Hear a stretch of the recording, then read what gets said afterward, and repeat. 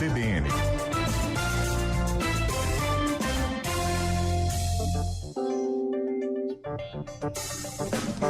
Agora, 2h45, a geração de empregos no segundo semestre desse ano deve desacelerar, viu, de forma tímida em todo o país, segundo um estudo de mercado realizado pela Intelligent Consult. A partir da análise de dados, a empresa, que é especializada aí em projetos empresariais, programas de mentoria também, revela que empregos no setor de serviços se mantém na liderança, com 60% a 70% das vagas de trabalho. E olha só, essa análise traz também informações aí dos perfis profissionais mais em alta e também do cenário aqui em Campinas para os próximos meses. E é sobre isso que a gente conversa agora com a Aline Oliveira, ela que é consultora, também especialista em pessoas e participa ao vivo com a gente aqui do estúdio CBN. Aline, boa tarde, bem-vinda. Obrigada, boa tarde, Tayla, boa tarde, Marco, um prazer estar aqui com vocês.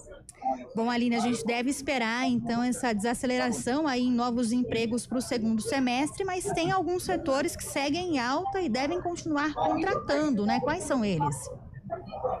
Isso, Tayla. A gente deve seguir agora nesse segundo semestre com uma leve desaceleração. Tivemos uma aceleração. Vocês estão me ouvindo? Sim. Estamos sim. Te ouvimos. Legal. A gente teve uma leve aceleração no primeiro semestre, né? Desde, na verdade, o segundo semestre de 2024. E agora, no segundo semestre, por conta das questões de altas taxas de juros, algumas movimentações de mercado, a gente deve desacelerar um pouquinho com relação a essa geração de empregos. Se mantém, na verdade, né? Se mantém constantes, mas não tanto quanto foi o primeiro semestre.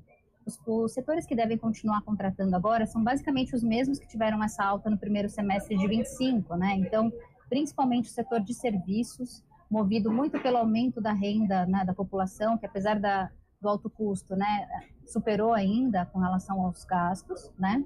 A construção civil, que vem tendo também os desafios no processo de contratação, então segue com uma demanda alta, né, por profissionais, por mão de obra, e também a indústria, né, que vem levada aí com algumas movimentações, alguns desafios novos por conta do tarifaço. Então, indústrias que tratam com o mercado americano ou que tem a sua cadeia, né, parte nos Estados Unidos, também deve sofrer um pouquinho por esse processo de desaceleração, mas ainda com muitas vagas. Mas é por saturação, Aline, que vai acontecer, porque a gente vê números da economia e apesar da inflação, né, a taxa de desemprego caindo mês a mês, né? Agora chega num ponto que seria uma utopia um desemprego zero no país, né? Mas entre 5% e 6% aí podemos dizer que as vagas já foram cumpridas, já foram preenchidas, é isso? A gente tem 5% a 6% especificamente na região metropolitana de Campinas, né, que está com índice melhor até com relação ao cenário nacional, né? No Brasil a gente está em torno de 6,1%, 6,2%.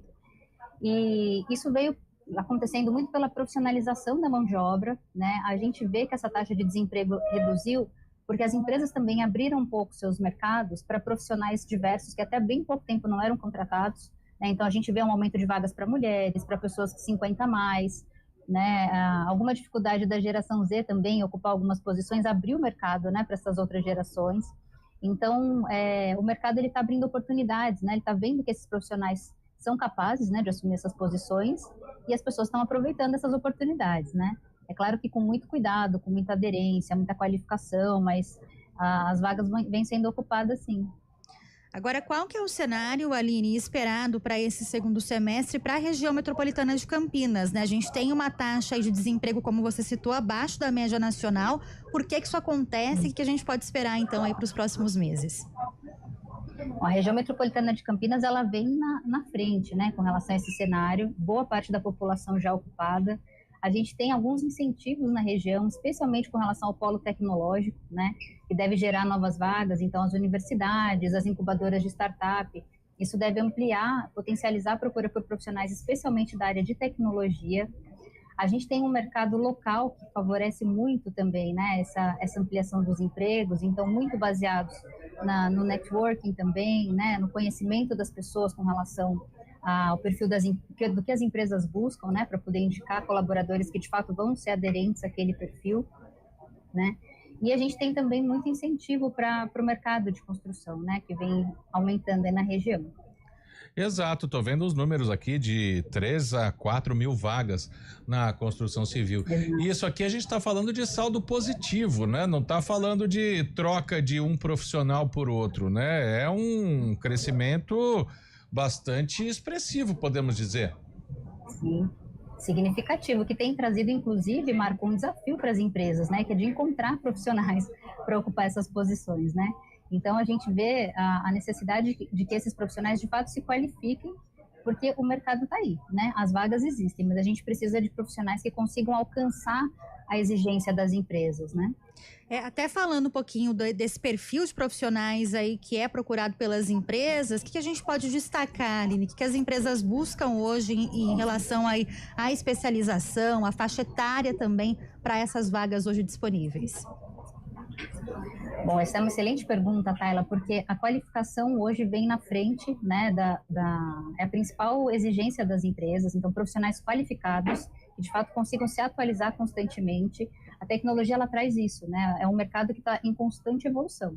Então, o profissional, ele precisa sempre buscar ter essa aderência tecnológica também, essa fluência digital que a gente chama, né? Isso para boa parte das áreas, dos setores, né?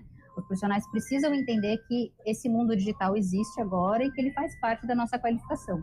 Então, não adianta mais ter um curso técnico específico e não se atualizar, né? Então, essa questão de qualificação é uma premissa, e também a questão do que a gente chama de soft skills, né? Que é a parte comportamental das posições. Então, postura, comunicação, adesão a esses códigos de conduta das empresas também, né? A gente ficou alguns anos, né, fechados em casa por conta da pandemia, e isso vem sendo cada vez mais exigido, né? As pessoas estão voltando para um convívio social mais qualificado, mais constante. Então, as competências socioafetivas vêm sendo muito requeridas por qualquer tipo de colocação. Ô Aline, para quem vai buscar uma vaga no mercado de trabalho, mesmo com essa desaceleração, né, ou no caso aqui da região, que alguns setores específicos ainda estão disponíveis, qual é o diferencial para esse candidato? O que ele deve fazer? Você falou da qualificação já, mas tem algo que possa dar uma vantagem para ele na tentativa de conseguir, para ela, na tentativa de conseguir uma vaga? Tem, Marco, tem uma dica de ouro, que é o profissional estudar a empresa para a qual ele está aplicando, né, para qual ele vai se candidatar. Porque acontece muito do profissional, especialmente quem está à procura de recolocação, não escolhe muito, né, não consegue escolher muito, precisa trabalhar. Então, não entende o ambiente no qual ele está entrando. Isso faz com que, muitas vezes, ele entre num ambiente, não se identifique com esse ambiente, com essa empresa, e acabe perdendo uma oportunidade de desenvolvimento naquele local.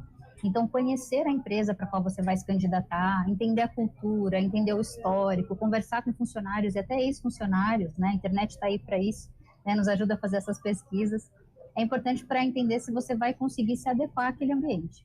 Então, essa pesquisa inicial é um ponto muito importante, né, muito relevante para esse processo. Eu costumo dizer que o processo seletivo é como se fosse um casamento, ele tem que ser bom para os dois lados, né, tanto para o profissional que está se recolocando, quanto para a empresa que vai contratar.